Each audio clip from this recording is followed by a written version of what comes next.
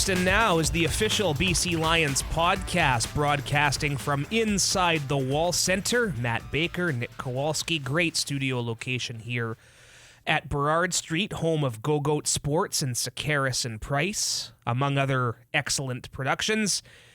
Great to be back in here, Nick. How you doing, bud? Love being here. Yeah, it is good to be back. Feeling refreshed after a long weekend. How are you doing? Good. I mean, one of my favorite weeks of our working calendar is free agency, and we kicked it around a little bit last week. In fact, we'll get to a couple more signings we didn't get during last week's episode, but it's exciting and might not have been a crazy day of activity like we're used to compared to last year. Remember last year we had Michael O'Connor coming in. We had Nathan Rourke was already here, but he was there to greet him. And we had Sean White and his dog Tucker stopping by. None of that this year, and that's fine. And we're going to get into it. We're going to hear from head coach Rick Campbell, who we encourage listeners to check out. He was on with Sekeres and Price on Family Day Monday of this week, part of their Boys of Summer episode. And we're going to play a little bit of that audio throughout the program here. He's going to talk about continuity and talk about offense. We're focusing on the Lions' offense on this episode just shortly. But it's good that we didn't get that activity because, one, we're pretty set in a lot of places. Again, we're going to talk about the offense specifically. And two, one of the big criticisms of this league, maybe a casual observer would probably say, there's too much movement. There's 1-year contracts. Remember, that was always the criticism. Oh, too many 1-year contracts, too many 1-year contracts. You couple the fact that a lot of the positions of need were already filled this team, and, like we kicked around, re-signed some key pieces ahead of free agency through 2024. So I would expect next year's period to be even less of an activity. So that, for me, it's always an exciting week for me, despite the fact it wasn't as crazy. Yeah, the 2-year contracts is a big deal for us, and we're gearing up for these next 2 years to make another big run at the Grey Cup. And I think we touched on this last week too, that it was no coincidence that teams like BC and Winnipeg were maybe the quietest teams in free agency because they already had their roster set. Like, they have elite players at pretty much every position across the board. And what they added, us and the Bombers, was another piece that they needed, and that was Michael Couture for us. That was Kenny Lawler for them. So yeah, little moves, just to even strengthen your already strong rosters, right?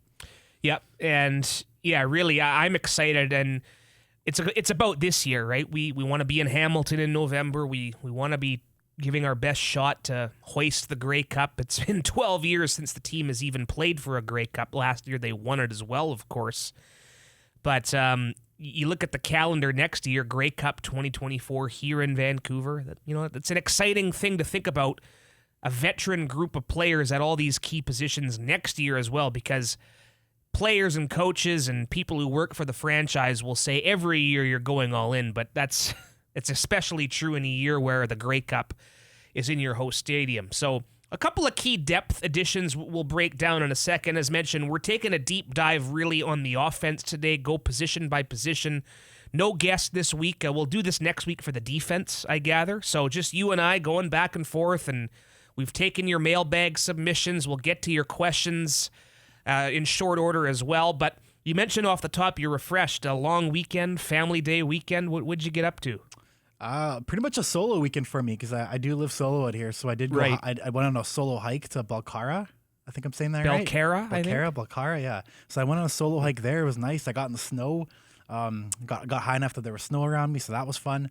What else did I do? What was the difficulty level of that hike? Was it pretty intermediate or pretty? More on the moderate side. It was only like about 400 meters elevation, I think. So that's pretty moderate, right? What's a girl's grind? Do you know? In terms of difficulty? Elevation. Oh, geez, you're putting me on the spot here. This is a good podcast. I think it's, I don't know, maybe a couple of kilometers. I don't, as far as meters, I mean, I don't know. It's the app couple I have, thousand they do meters. Yeah, a couple thousand's a ton. It's hard if you've never done it before. Lot. Yeah. Yeah, the one I was in, though, was strictly nature. It wasn't really for the views. I kind of like those ones, though, where it's just kind of in the trees. I like those ones. I have to check that one out. No, good for you, getting out and exploring the outdoors in winter, something you can't really do in your old hometown of Winnipeg there. Yeah, don't rub it in. Hey, I'm just here spewing facts. We had a good time too. In-laws have a little place down in Point Roberts, which if you're not familiar as a guy who's not a traditional Vancouver guy, Point Roberts is in the state of Washington, but it's separate from the rest of the state of Washington. By Tawasin, right? But at least by land, anyway. Yeah, the border's at Tawasin. Okay. So, and the great thing about it for me is we go down there. It's a good place to unwind, relax. Quiet little cabin my in-laws have, just a little bit of a walk up from the beach. But due to all the rain that was taking place, it was kind of muddy down at the beach. Ooh. And our little one, Libby, she's 3.5. She's funny. When we get with my wife's parents, all she wants to do is hang out with my mother-in-law, with her grandmother, which is fine by us because we get a break. So they went down to the beach. The two of them did sand castles and all that. I just chilled, listened to the Canuck game on the Saturday night. Went for a couple long walks. Speaking of hikes, couple long walks. You can cover a lot of land there by foot. And what I love most about Point Roberts is you're 45 minutes away, but you feel like you're hours away. It's like isolation almost. Yeah, right? It's a good place to go chill and unwind. There's probably 2 restaurants there. There's 2 places. If you want to go out for dinner, you've got 2 choices. And same if you want to go for like a brunch or something, there's one big cafe that gets pretty busy, but it's brilliant. It's on the ocean. You have my interest. Nice. Yeah. So there you go. And a good place to go unwind for a long weekend, and spent some time getting some Rick Campbell content ready for BCLions.com. You can head there and check it out. Always working. Yeah. Always like to have the computer going, see what's going on. There's no TV at the house there, which is fine by me, but They have Wi-Fi, which is nice. And so we listened to the Canuck game on my father-in-law has on my Instagram story. It's probably gone by now, but a really old AM radio I saw with Saturday the big night, antenna. Right? Yeah, big win over the Flyers. So there you go. We like to branch out and talk some other sports, but yeah, good to get away. But now we're back into it, and the next thing on the football docket is the draft. CFL draft coming up first week in May, and talking to Neil McAvoy a little bit today. From a football ops standpoint, that's the number one thing right now, is finalizing their lists and their boards and figuring out what they want to do by position, or do you take best player available. Of course, a little more intrigue now, Nick. The Lions trading into the first round with the Jordan Williams trade. I like the draft no matter what, but little more excitement for me now that we'll have the 9th pick. Mm-hmm. And yeah, it was my first taste at being behind the scenes in a CFL draft last year. And I thought if just look at the players they got from that last season, you got Nathan Cherry obviously in the first round, but Adrian Green, Josh Archibald, Riley Pickett, they all dressed this season and played teams this year. So that's pretty successful for first year players, especially in later rounds dressing. Yeah, and the Canadian depth is probably as good as it's been in a long time for this team, and we were saying that enables them to make a Jordan Williams trade because they're confident in a Ben Haladic to play in the middle, and Bola Kumbo, one of those veterans, re-signed for 2 more years, right?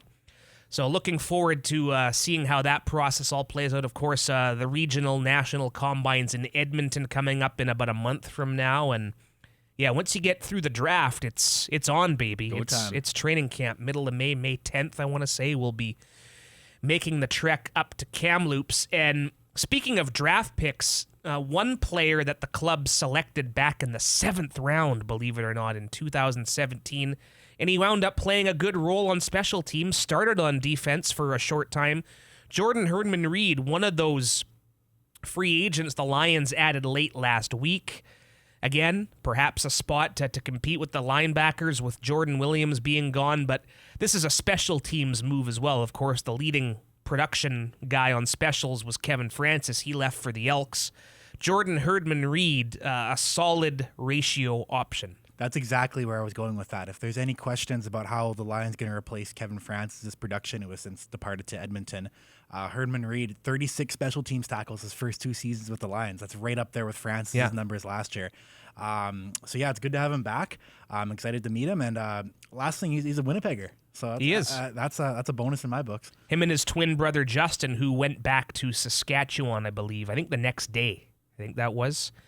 So the Riders lose Jordan, but they get Justin back. So yeah, you're right. Winnipeg guy came out here to play for SFU, set all kinds of accolades there. And I know Rick Campbell and Neil McAvoy have talked about local not a clincher, but it helps in determining what guys they want to bring. This is a guy that's going to be living here, and he's going to be part of that group down in the gym, working out in the community. It's funny, little inside the den moment here. Andrew Pearson was kind of chuckling in my office here. That is good. I'm glad Jordan's back, because someone to help out with these community appearances. He doesn't have to quite do every school visit. It takes up a lot of your schedule, and Andrew's great at it, and it's a big reason he's made a name for himself here. But yeah, good guy to have locally. A signing you're really jacked up about. I am too, now that I've learned a bit more about this player. Mike Jones, defensive back, two-time Grey Cup champion with the Winnipeg Blue Bombers, had a game-sealing interception in the 2019 Cup in Calgary, that first time against Hamilton. Spent last year with the Montreal Alouettes and put up some pretty decent numbers on a defense that made some things happen. Remember, Montreal, some people are down on them lately, but they improved last year, and that defense was a part of it. If anything, Nick, this makes the battles in Kamloops way more intriguing in the secondary. Mm-hmm. Yeah, coming from Winnipeg the other year, I've always appreciated Mike Jones' games. I think he kind of got a little underappreciated in the secondaries that Winnipeg's put out these past couple of seasons. He's typically played the field corner spot. I would say right now that's probably the spot he has an edge on going into training camp. But he's someone who he covers space really well, I find, and he's really good with breaking up passes. Had a couple interceptions last year. He had 2 in the playoff game for the Alouettes last year. So really exciting addition for him. Yeah, he's like you said, he's a 2-time Grey Cup champ. So, and he really played strong in that first run in 2019. Yeah, and making this place a destination. It's something that Rick and Neil have talked about. And I wonder, next time we get either of those co-GMs on the show, I want to ask them if that was a big thing this year. People look at the improvements in BC, with Mr. Doman and all the exciting things happening at the ownership level now. It's something, Nick, we haven't been able to say for quite a long time. Yes, Amar bought the team right at the start of 2021, but really, we're still kind of in the COVID world, couldn't do much of the stuff that we started to really kickstart in 2022. And I think you're seeing a residual effect of that. Guys want to come play here. Wasn't always the case. Yeah, and it's exciting to see. And like you said, the Grey Cup's here in 2024. We're seeing a lot of 2-year contracts. We're really gearing up for having continuity here in these next 2 seasons, really making a push for this unfinished business from last season. And it's exciting times. Nowhere to go but up indeed. Not going to sneak up on anyone this year, that's for sure. We're going to talk offense here in just a minute, but before we do, we're going to remind you, bclions.com/season tickets is the place to go. Many benefits to becoming a BC Lions season ticket holder, Nick. If we weren't working for the team, we'd be season ticket holders in a heartbeat. Some of the benefits, check this out. You get a 15% discount on merchandise, your own account executive, certain preferred parking options, an exclusive gift if you sign in for this season. We'll let the ticket reps explain that. I don't want to ruin any of that potential excitement. You get first access to purchase playoffs. We're talking about the 111th Grey Cup in 2024. There are certain plans. If you get in now, you can reserve your spot. Grey Cup, always a blast. Season ticket holder events. Just a few of those. Last year we were in Saskatchewan. Unfortunately, it was the night Nathan got hurt, I think. But remember they had that viewing party in Surrey while we were in Regina on the big screen. You can't beat that. Again, priority purchase for Grey Cup. And also the opportunity to pre-purchase events at BC Place. For example, there was a Guns N' Roses concert announcement. Just things like that. All kinds of events at BC Place. We know the Rugby Sevens are coming up in a couple of weeks' time. So bclions.com/season tickets. All of the info and our account executives are standing by. Quick break, and we're talking offense coming up on First and Now. First and Now, the official BC Lions podcast. Be sure to subscribe, rate, leave a review. Broadcasting from inside the Wall Center, the Go-Goat Sports Studio. As mentioned, a week removed from some pretty good activity. We've talked a lot about the addition of Michael Couture and a couple of the newer additions right in the opening segment of this episode, but we're basically going to take some time and go position by position on the offense. Next week, we'll look at the defense. There's a lot to be excited about. Nick, simply have to start with the quarterback. Vernon Adams Jr. had him on at the beginning of this year, this calendar year, and he's all in. He's taking this responsibility with pride. Being the number one quarterback, undisputed, is something that's not for the faint of heart, and this is a guy who can handle it all the pressure that comes with it. Just your overall sense of Vernon Adams Jr. and the conversations we've had with him, this is a guy who is ready, and he's ready to win. Yeah, and he's ready to fit into this locker room, too. I think we saw that last year. We've talked about it before, his style of leadership, and now being the undisputed QB1, he's really taken an initiative to get guys together, build chemistry, and really come prepared for camp this season. That's all you can really ask for when it's February. And then once May comes, it's go time. And he's proven to be, like we said, his ceiling is pretty much an MOP level quarterback, and it's up to him and the receivers around him and the coaches around him to get him to that level this season. And if that happens, it's going to be huge for the success of this team. All-star credentials, again, 2019. That's not too long ago. No. That's 3 seasons ago with the lost year in there. And it's funny how it all kind of comes full circle, because we know the history. VA was on the Lions negotiation list. His rights get traded because they ultimately decide to go with Jonathan Jennings, and they kept Travis Lulay around for a couple years there. There was starting to be a lot of people, social media fans. It's great that they're passionate and they care. The odd time in that 2019 season, you heard people say, how did the Lions get rid of this guy? Yeah. And now he's back here. Again, he took kind of a bumpy road, a roundabout way to get back here. And this guy leads. Again, we're around this every day. We're in the room. We're on the team planes. And, we're at practice every day. Not many other people who talk about the team can say that for sure. And players gravitate toward this guy. And he's like that leader you want. And that's what's so impressive. And I'm really excited to see it come to fruition from day one of camp, just that presence he's going to have. Now, last year, we were reminded rather cruelly, you need two solid veterans on your roster in the quarterback room, and this was a signing we were expecting really when the negotiating window opened a couple of weeks ago. Dom Davis is a guy that they've signed. Him and VA have a bit of a familiarity. Rick Campbell is familiar with him as well, having worked with him in Ottawa. Yeah.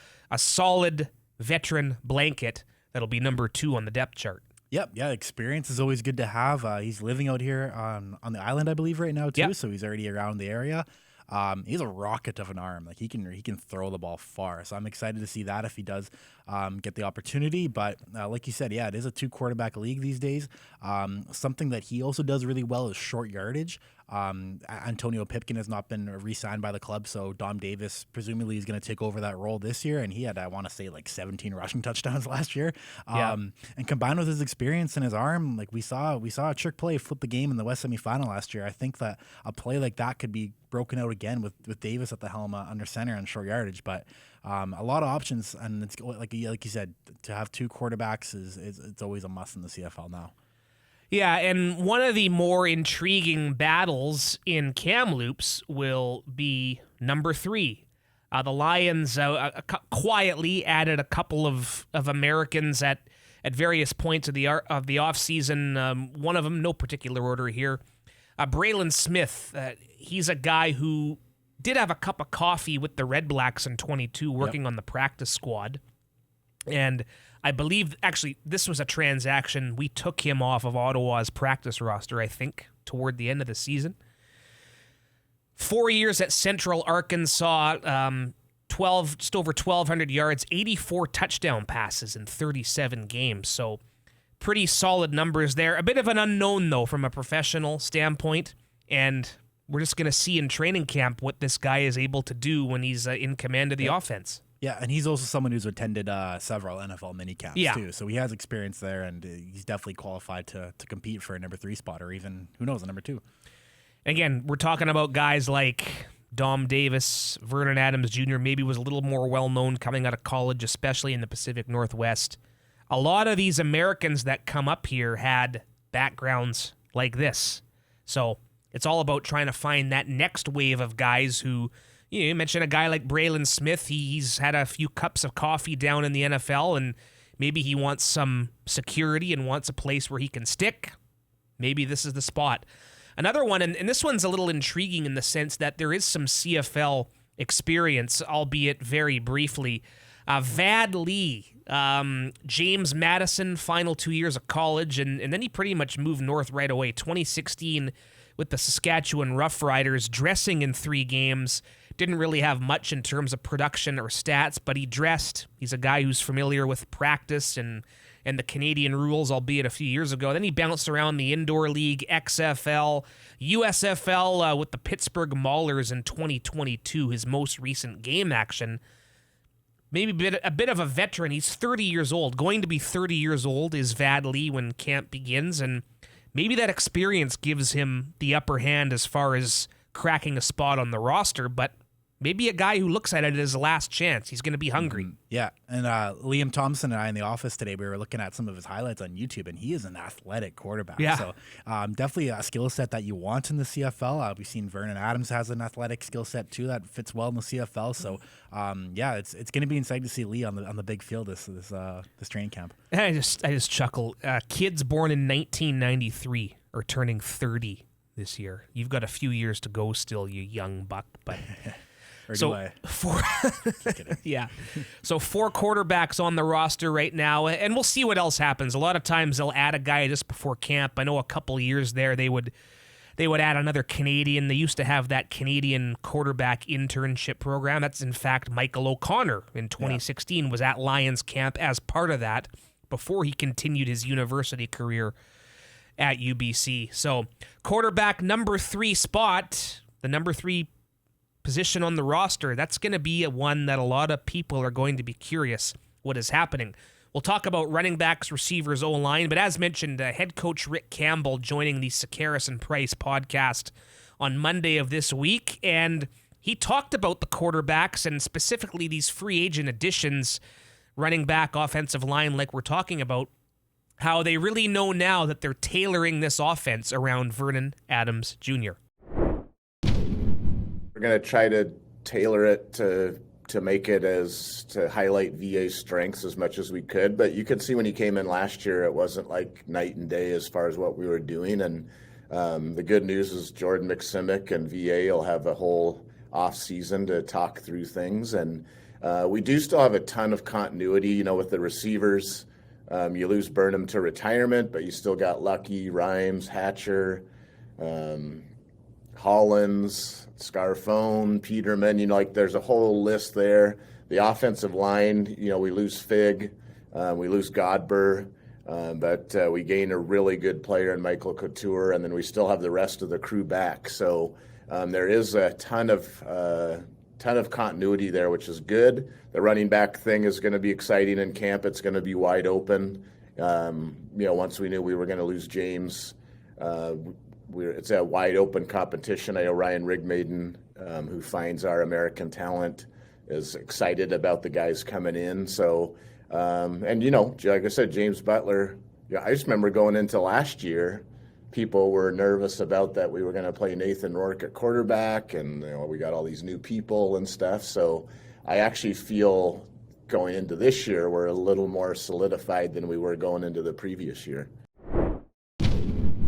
And you heard Rick in that clip talk about how beneficial, again, it's going to be.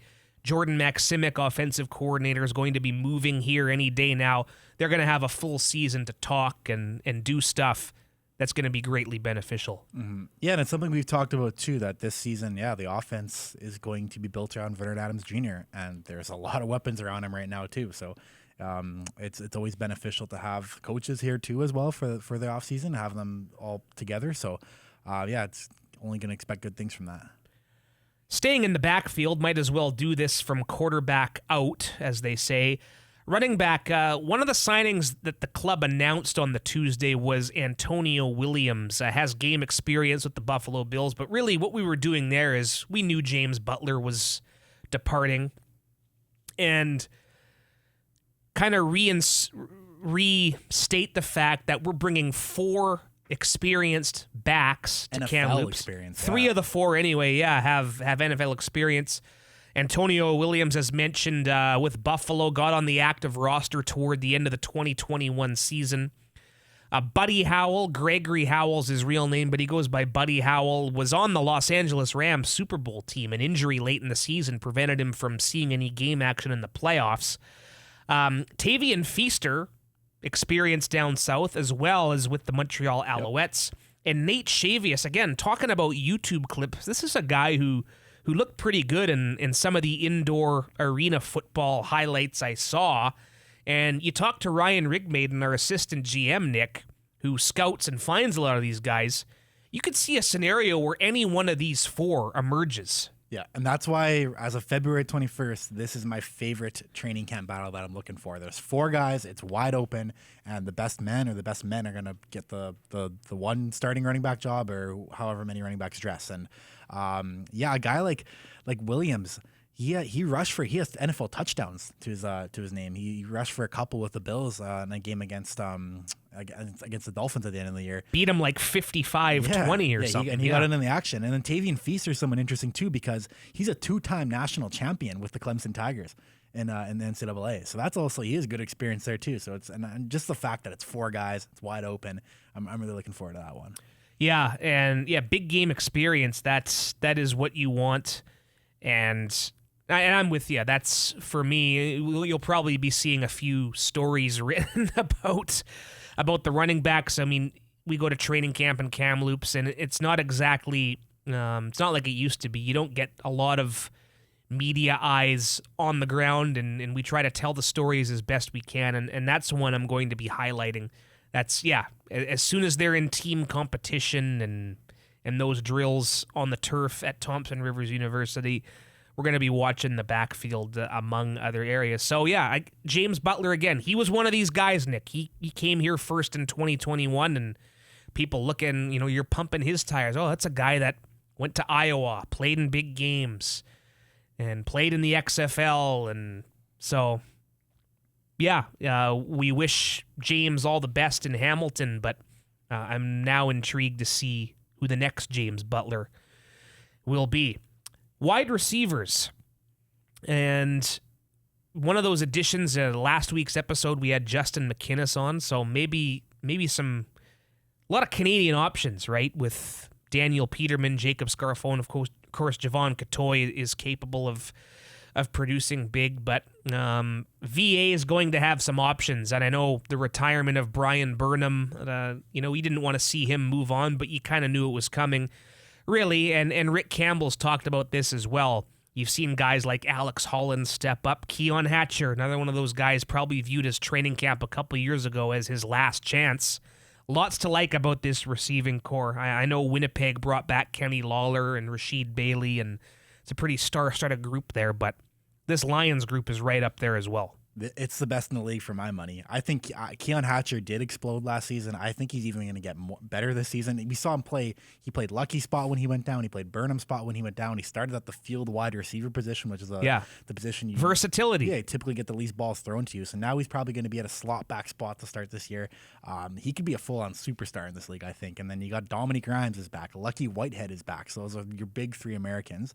I imagine Javon Catoy has a starting spot pretty much locked up, and then you have that 5th spot, and you can go, like you said, you can go Justin McInnes, Jacob Scarfone as a Canadian, or you could go Alex Hollins or Josh Pearson if you want to. Yeah, that's how you juggle the ratio, right? All those guys are intriguing, and Scarf is a guy who started that domino effect when Burnham was out, and you're moving guys around. So, of course, Dominique Rhymes, the Lions leader in receiving yards, 2nd in the league to Winnipeg's Dalton Schoen, and that's another guy we've locked in. Caused a little anxiety there with his reported request to be moved, but we figured that would get resolved quickly. And if you like offense, if you like entertainment, again, Big Play VA is very capable of those big plays. Could be some exciting nights at BC Place again, Yeah, and just getting back to this, how the team, Rick Campbell and Neil McAvoy, they have a really interesting choice of how they're going to designate that 5th receiver spot, whether they want to go Canadian or American. And like we said, there's multiple options. And then there's also the fact that more receivers come in training camp as first-year players, and who knows, maybe one of them steals the show and earns a spot that way. So there's always a lot of intrigue there. We saw Josh Pearson was a name last year who really stood out in training camp and got the start early on, albeit through a Brian Burnham injury. But he's also someone who earned earned our practice roster spot to start the year, and then he earned an actual starting spot earlier in the year too. And great to see these guys making big plays in the playoff game, like we said. Our final position group, offensive line, similar situation. You lose an important body, but really we saw snippets of the fact that a solid replacement could already be in-house. Joel Figueroa signs with the Hamilton Tiger Cats.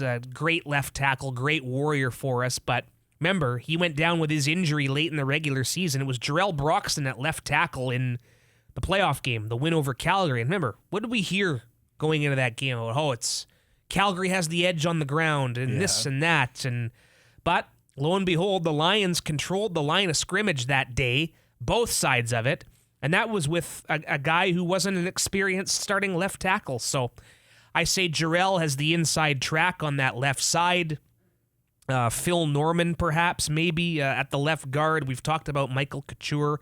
The right side solidified with Suk Chung and Kent Perkins. Again, all kinds of bodies, all kinds of names in camp are going to be in consideration for some backup and some practice roster spots. But the offensive line, you have to invest around the quarterback like we heard Rick Campbell just talk about. And I think they're in good hands. Yeah, and the two spots to watch for here are left tackle and left guard. Like you said, Jarrell Broxton probably is the front runner now for the left tackle spot. So if he excels in camp and doesn't give that job up, then that spot's solidified. And then left guard, yeah, you got Phil Norman, who started most of the season there last year. David Neville is healthy. They could bring in a first-year player for that left guard spot that could come in training camp and dominate. And then you also got the Canadians in the mix too. Andrew Pearson, Noah Zur is in his second year now. Tyler Packer's back. So there's a lot of guys that can fight for that left guard spot. And even the left tackle spot, I imagine, is still going to be a training camp battle. It's not going to be declared right off the bat that it's Jarrell Broxton's. He has to earn that spot. He has to prove it. And that's a guy I'm happy for because he was here in 2021. He got a start in Ottawa early in that season. I forget who it was who was injured. Was it Fig? It might have even been Fig. But anyway, that's beside the point. He goes in and he tears his bicep in the first half. And he never plays another down in 2021. And he perseveres through a camp in 2022. But again, has to wait for his opportunity. And those are the ones, and the coaches and Neil and the coaches, everyone, scouts, plan everything. It's comforting to know that they're comfortable with the fact that, oh yeah, okay, we can give Broxton the first crack at it here. So, but again, by no means set in stone, but if you're asking us to break down the depth chart right now, that's going to be the likely scenario to start. We'll hear from Rick Campbell here again. He joined Sekeres and Price. You can catch that full interview on the Monday edition of their podcast, The Boys of Summer. He talked about, it's a word we've heard a lot, but it's true, the continuity and the fact that they're comfortable with bringing a coaching staff back as well as other areas of the organization. Rick Campbell on this continued quest for continuity. I think it's a great thing that we're trying to build something here. I always, you want to be a part of an organization where things are building and trending in the right direction. And I view it all works together on the field, off the field. And we're trying to establish some continuity of people here. That it's so hard if you have too much turnover in whatever part of the organization. And just the fact, I'll give you an example. We're going to go up to Kamloops for training camp with basically the same football ops staff. So all these important people, from equipment to media to athletic therapy to all the stuff that goes into it. The same coaching staff. Obviously, Neil's been here for 150 years. No, but just, you know what I mean? Just us going up there, now it's our third year of all being together. We start at such a higher point of just being organized and being ready to go. And then, obviously, the most important component's the players. And we think we have a large enough group of them that, that understands what it takes to win and how hard it is to win and how much work is put into it. So it's fun to see. It's fun to see the BC Lions on the rebound like this. I've said it before. I remember being an opponent in playoff games at BC Place when I was with Calgary and when I was with Edmonton, and it was so difficult to play there because it was so loud and the crowd was big and all that stuff. And it was much more fun being on the BC Lions side of it last year when we got it going again. Very well said. He even gave a shout out to the media staff. I assume he means you and I. Stephen Chang, Liam Thompson, a mid-season addition, will be in Kamloops for the first time. So, and it is a family. When the season's on, we're not technically in football operations, but we're around it every day. It is our second family, and there's something comforting about going to work with the same people year in and year out. 100%. And like what we said about with Vernon Adams Jr. is doing right now, it just builds chemistry day in, day out. And it helps that I think personally it's beautiful up in Kamloops. I love the backdrop. I love the mountains in the back. The field is really nice. I like the life we live too. At that point, it's really football, food, and at that time I think we were watching like Stanley Cup playoff games every night when we had done some downtime. Yeah. So that was just kind of the ritual we got into, and it was a lot of fun. So I'm really looking forward to that again. And that just means football's back. Yeah, really good setting. If you're going to go somewhere for 3 weeks, Kamloops is not a bad place to go at all. We did a hike too, right? Last year? We did a hike. Yeah. That was during the player strike, I think, right? I think it was like the first day of the player strike, second day of the player strike, when it was becoming clear that we might have some downtime here for a couple days. There won't be a strike, but we'll do a hike. How's that? You're rhyming. That was my idea. So lots to like. Again, we'll do this next week with the defense. Some intriguing battles there in camp. Boy, oh boy. And we talked about it a little bit with those signings off the top.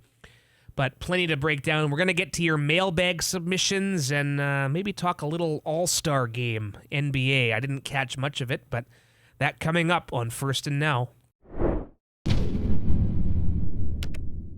First and Now is the official BC Lions podcast. As always, we welcome the listener feedback, hence, Nick, why we go to the social media.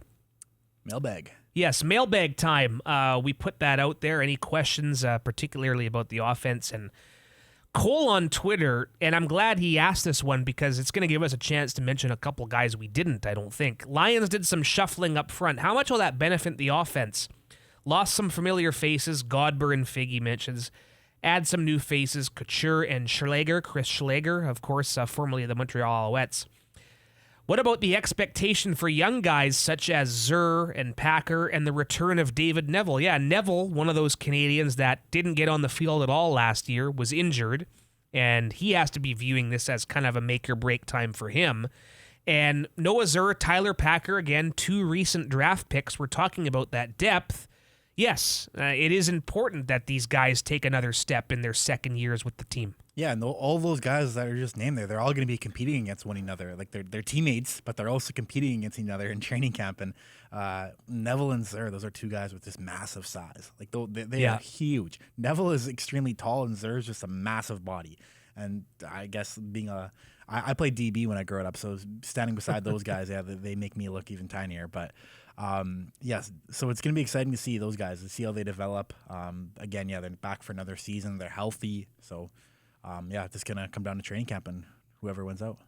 And Packer got some reps in that final regular season game in Winnipeg. Yeah. Not the easiest situation because the Bombers still had Jackson Jeffcoat out there, among others. But, hey, baptism by fire, as they say. Maybe not a bad thing. These guys are surely going to be battle-tested. Regular listener Young Judd, one of the biggest Lions fans we know, how interesting is it going to be to watch the RB battle at training camp, and what are the chances that the starter has a similar impact to what James Butler did here? We kicked around the first bit of that question, but I would say anything's possible in terms of matching Butler's production. Again, a bit of a learning year for Butler in 2021, but he went over the 1,000-yard mark. I'm not going to sit here and predict any of those guys as going for 1,000-plus yards, but again, the opportunity is squarely there for them. Yep, I just love how wide open it is, like we talked about earlier. And across the league, like everybody had to start somewhere, right? You see a guy like a Kadeem Carey in Calgary, right. Jamal Morrow in Saskatchewan. They were all in this spot before, and probably in maybe a harder spot where they had to beat out somebody or actually beat out somebody with experience that's been a proven CFL running back. So these guys, like we said too, they've played they have NFL experience. Some of even like Antonio Williams has scored touchdowns in the NFL. Feaster's played in the CFL a bit too, won national championships, so they're not going to be afraid of the moment, and they'll be able to seize it. Final submission for this segment. Is there an update on the status of Stove Richardson? How much adjustment, if any, of the offensive system will the OC make for big play VA? Well, the second part of that is, I think Jordan will look to be an open book with Vernon and talking about how catering the offense more to his strengths. Again, that's something we'll be watching for from day one in camp. I would say a lot of it will look different, just can't say what it is. As for Stove Richardson, I think we'd be lying if we said we'd expected him to be here this year. Again, coming off another torn Achilles, not easy to do. I'm not ruling him out from appearing at some point, but I would say we won't know anything official until a while. And it's unfortunate because I know that was the guy they were most excited to get last year in free agency. It's a guy, taking the words right out of Neil McAvoy's mouth, we couldn't block him when we played Winnipeg. And we all saw how much of a difference the interior of that defensive line was in the Western Final. A lot of rushing yards allowed, Nick. Can't help but think what might have been. Yeah.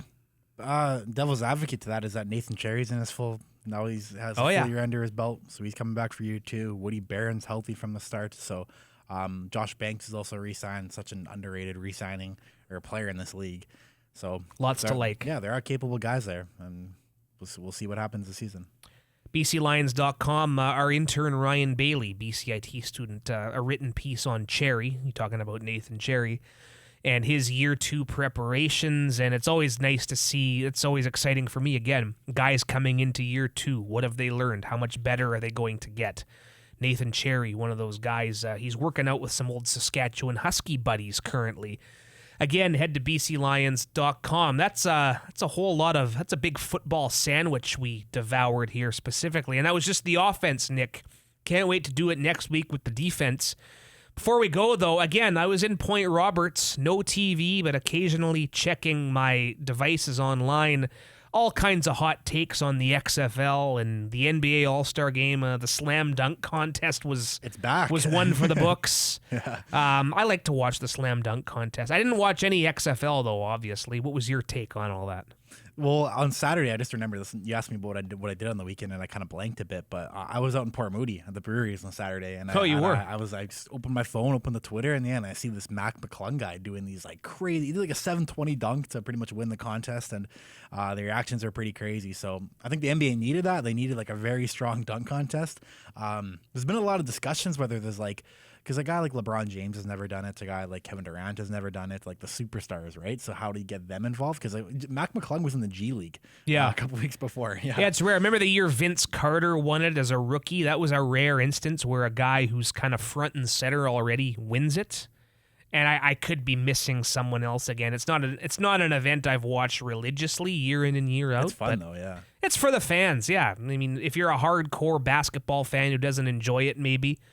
That's what it is. It's for sponsors. It's for fans. All-Star Game, I can do without the All-Star Game. You were saying you like the baseball format only, right, for All-Stars? I like the baseball All-Star Game. And the Derby? Yeah, just something authentic about it. The players wearing their own uniforms. And I didn't love that time period where they made it so the winning league got home field in the World Series. I'm with you I understand they had to make it a little more meaningful because that one year it was a tie and they didn't want to waste their pitching, neither manager, but just something about it. It's the middle of the summer. There's not much else going on besides our game and our league, of course. Tuesday, Wednesday night, there's typically not much else happening because we typically play Thursday, Friday, Saturday in the summer. So, yeah, as a baseball fan, I've always loved it. And it's in Seattle this year. Be fun to try to get down there. You don't say. Yeah. May have to work something out. Winter Classic, too. I have my eyes on it, trust me. Winter Classic? Yeah, I don't know. They're fun. I actually went to the one at IG Field. I lied. That would have been the Heritage Classic. The Heritage Classic. Yes. Well, an outdoor sports game. Every hockey fan should go to at least one of those. Back when I was Moja's Super Bowl sidekick, before you were in the picture, we went to the Rangers Devils at Yankee Stadium. Hell of a time. I don't even remember that one. That was 2014.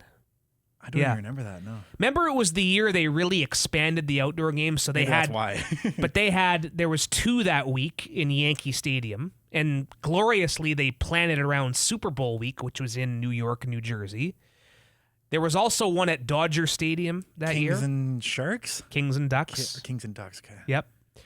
And that was the year we had our Heritage Classic here at BC Place. Later that year in March, the Canucks and the Senators, the infamous Roberto Luongo getting benched, and ultimately that was, I think, the last time he ever dressed as a Canuck because he was traded a couple days later.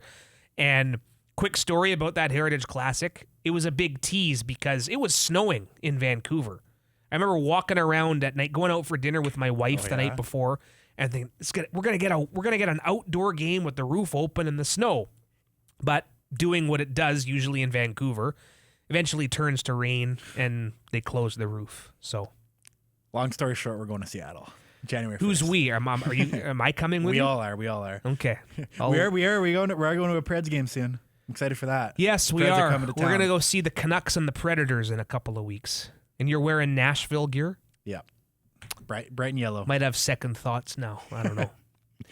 Hey, yeah, I still enjoy going to Canuck games. It's still fun to go out, and they're flying through some dark clouds right now. But we wish all the teams in this market luck because it brings everybody together. And as a lifelong Canuck fan, want to see them win. But they're definitely flying through some dark clouds right now. It's the Kraken and the Knights, the Golden Knights. Yeah, right? Battle of the Expansions. Yeah. You might convince. It's New Year's Day though, right? Get your Well, you're not much of a New Year's Eve guy. You just said that. Tell you what, you think about getting your Nexus pass, and I might consider going with you. I'll meet you there. I'll meet you. Yeah, in we'll Seattle. take separate cars. Yeah. All right, this was fun, and again, we'll be back next week to do a little deep dive on the defense. Be sure to subscribe, rate, leave a review. First and Now available on all your podcast platforms. Nick, it's been a slice. We'll do it again in a week. Yeah, until next time. Until next time, we encourage you, as always, head to bclions.com for all of our latest content.